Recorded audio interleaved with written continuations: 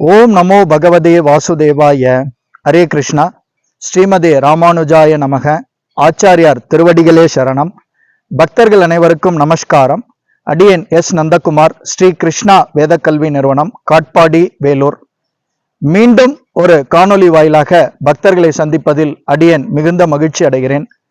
ஸ்ரீ கிருஷ்ண கீதம் என்னும் நமது யூடியூப் சேனல் வாயிலாக பக்தர்களுக்கு வைணவத்தை சம்பந்தப்பட்ட பல முக்கிய சம்பிரதாய சடங்குகளையும் கருத்துக்களையும் ஆச்சாரிகளினுடைய கூற்றுக்களையும் தொடர்ந்து நாம் வழங்கி வருகிறோம்.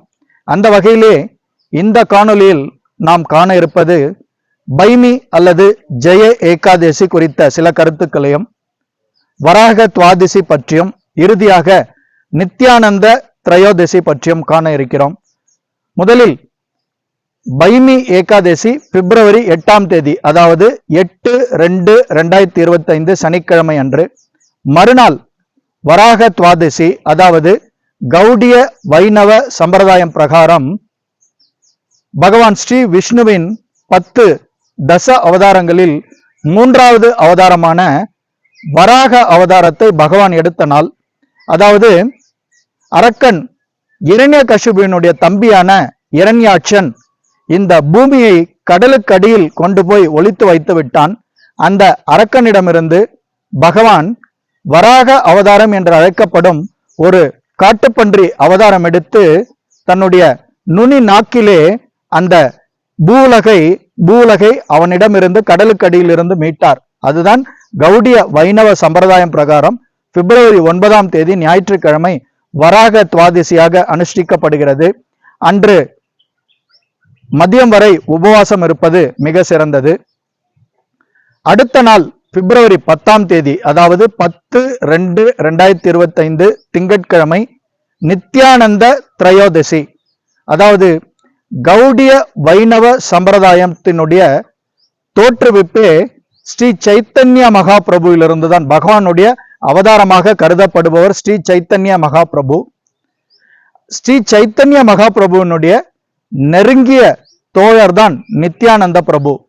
அதாவது பகவான் எப்போதெல்லாம் இங்கே மனித ரூபம் எடுத்து, மனித அவதாரம் எடுத்து பல லீலைகளை நிறைவேற்றுகிறாரோ, அவருடன் ஒரு சக்தியாக ஒருத்தரை பகவான் அவதரிக்க வைப்பார். அதுதான் பகவான் ராம அவதாரம் எடுத்த பொழுது பகவானுடன் நெருக்கமாக இருந்தவர் லக்ஷ்மணன். பகவான் கிருஷ்ண அவதாரம் எடுத்த போது பகவானுடைய ஒரு மூத்த சகோதரராக தோன்றியவர் ஸ்ரீ பலராமர். அடுத்தது பகவான் ஸ்ரீ சைத்தன்ய மகாபிரபுவாக அவதாரம் எடுத்த போது அங்கே நித்யானந்த பிரபு தோன்றினார். அதுதான் கௌடிய வைணவ சம்பிரதாயத்தில் பஞ்ச தத்துவ மந்திரமே உண்டு. ஸ்ரீ கிருஷ்ண சைத்தன்ய பிரபு நித்யானந்த ஸ்ரீ அத்வைத கதாதர ஸ்ரீ வாசாதி கௌரபக்த விருந்தா என்கிற இந்த பஞ்ச தத்துவ மந்திரத்தை குறிப்பிடுவார்கள். இந்த வருடம் நித்யானந்த திரையோதசி 10/2/2025 திங்கட்கிழமை அன்று. அன்றைய தினம் மிக விசேஷமான நாள், திருமண நாள் அன்று. சுப முகூர்த்தங்கள் நிறைய உண்டு. கோயில் குடமுழுக்குகள், குறிப்பாக வைணவ கோயில் குடமுழுக்குகள் கூட நிறைய அன்றைய தினம் தேதி குறிப்பிடப்பட்டுள்ளது. ஆதலால் பக்தர்கள் இந்த நித்யானந்த திரையோதசியை அரை நாள் அன்று மதியம் வரை விரதம் இருந்து நித்யானந்தரை வழிபட்டு அவருடைய அருளுக்கு நாம் பாத்திரமாக வேண்டும்.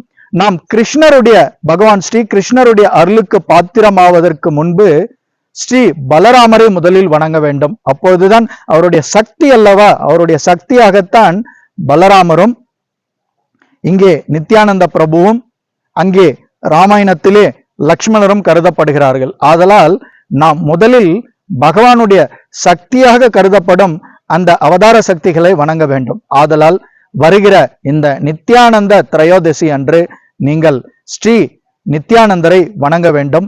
அவர்கள் இந்த கௌடிய வைணவ சம்பிரதாயமே உதித்தது மேற்கு வங்க மாநிலத்தில் மாயாப்பூர் என்ற இடத்தில்தான் ஸ்ரீ சைத்தன்ய மகாபிரபு தோன்றினார்.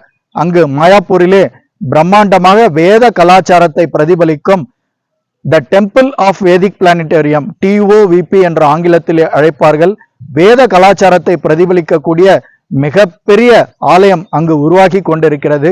வெகு விரைவில் குடமுழுக்கும் நடைபெற உள்ளது. ஆதலால் நித்யானந்தரை நாம் வணங்கி இந்த நித்யானந்த திரையோதசியில் அவரது அருளுக்கு பாத்திரமாவோம்.